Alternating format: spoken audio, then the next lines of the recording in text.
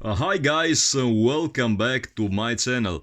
So with this new chapter I am going back to the regular reviews of old school metal vinyl classics, as some of you guys asked me to cover more Norwegian black metal LPs, and in this episode I'm gonna discuss two of the most rare and expensive albums in that specific subgenre. I'm gonna talk of SATYRICON, a band that now has of course reached the worldwide fame and recognition, but back then when they started they were of course much smaller and struggled quite a bit to put their name on the map. While doing so, they released a bunch of records which are now extremely rare and hard to come by. So the very first SATYRICON LP that you're now seeing in my hands is actually one of the most sought after albums in the history of metal. This is literally one of the holy grails of metal collecting. Dark Medieval Times, released in 1994 on Satyr's very own label Moonfog Productions, limited to 500 copies. This one comes, as you can see, in a regular single non-gatefold glossy jacket, whereas the record itself is housed in a printed inner sleeve. No lyrics, unfortunately, just some cool Black Plague artwork on one side and some linear notes on the other. There's an A3 poster included, which I'm gonna show you right now, and a postcard as well.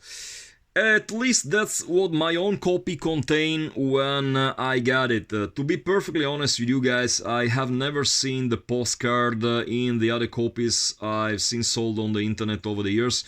I'm 100% positive this is legit, since I got the LP back in the early days, but for whatever reason this is the only time I have seen one coming with a postcard. Needless to say, the demand for this specific LP is just impressive. I mean, it's a very sought after record. Right now, according to Discos.com, there are only 150 registered users actually owning the record, and at least 10 times more people actually looking for a copy. I can tell you, in my 30 years as a record collector, this is the only copy I ever came across and actually had in my hands, so this gives you an insight on how rare this LP actually is. This looks absolutely gorgeous, as you can see. I really love the artwork on this album. It looks a little bit childish, perhaps, just like the corpse paint of the guys on the back cover, but in my opinion it also adds a little bit to its cult reputation. Quite expectably, the bad news here is that this is a blood expensive album. There's no way around it. This one won't go for less than $1,000, especially if it comes with a poster. Last time a complete copy sold for as much as $1,500 on eBay, so you get the idea. This is definitely not a record you will find for cheap, if at all. Sadly, this album was never officially re-released on vinyl. I never quite got why, since there's obviously an overwhelming demand for it, but I don't know, the guys just never wanted to reissue. So if you want to listen to it, this is basically the only chance you have, unless you want to settle down for a CD copy. Actually, there are two bootleg reissues of Dark Medieval Times, of which especially the second one is impressively well made. I don't have it in my personal collection. I have never even seen one in real life. Apparently it was limited to only 50 hand number copies, if I have to believe the sources, but that one looks really killer. It's a pretty spectacular release for a bootleg, just look it up on the internet. It's a double LP, gatefold jacket. I really don't have much info on it, as I only saw a couple of pics around, but that one looks indeed terrific. So if you have more detailed info, feel free to share it in the comments or on our social media pages. The second LP I'm gonna show you today is the Shadowthrone, which was actually released on the same year as the Dark Medieval Times, but as a matter of fact, this is obviously the second Satyricon LP. It definitely shows in the music, as the recording itself is much more powerful and professional. It adds a lot to the compositions, which themselves show a certain progression in terms of musicianship. They were obviously much better musicians at this point in time, and Frost especially shines through on this specific record. Once again, from a visual point of view, this album is again a beauty. It looks really nice. It's a gatefold glossy sleeve with a spectacular picture of a burning church inside. Really terrific. Once again, it's a printed inner sleeve with the lyrics, as you can tell, and some artwork on the backside.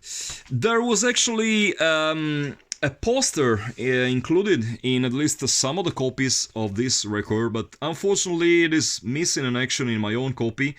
It's not like I lost it or anything, that's just how it was when I originally bought it back in 1995, methinks. That was a store in Milan. I'm really not sure if the owner of the store perhaps took it and kept it for his own personal collection or to decorate his shop.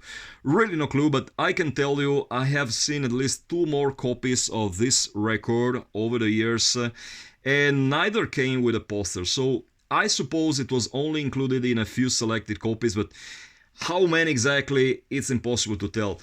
Bottom line, this is yet again another spectacular release from Moonfog Production, which was synonymous of top-notch quality in the vinyl department of things.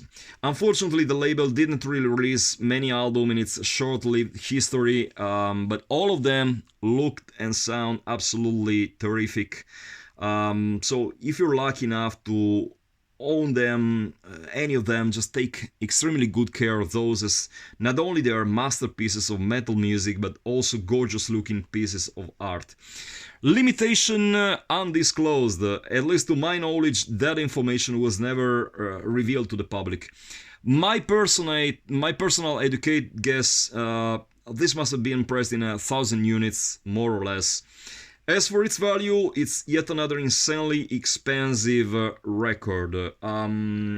Just like Dark Medieval Times, it was never re-released, so this is basically the only chance you have to listen to the real thing.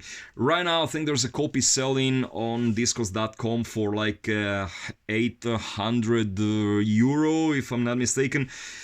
That's of course totally ludicrous if you ask me. I think I paid like the equivalent of 15 euro for the copy you're seeing right now when I got it, but of course we discussed this topic many times before. Collecting basically responds to the general rules of commerce. It's a good old story about demand and supply. Few copies available, shitloads of people willing to obtain one, and of course the price skyrockets, as simple as that. So guys, short episode this time. Let me know down in the comments which bands and records you would like to see covered in the next episodes. Of course, if you enjoyed the video, please like it and subscribe to the channel. Until the next time, keep it loud and heavy.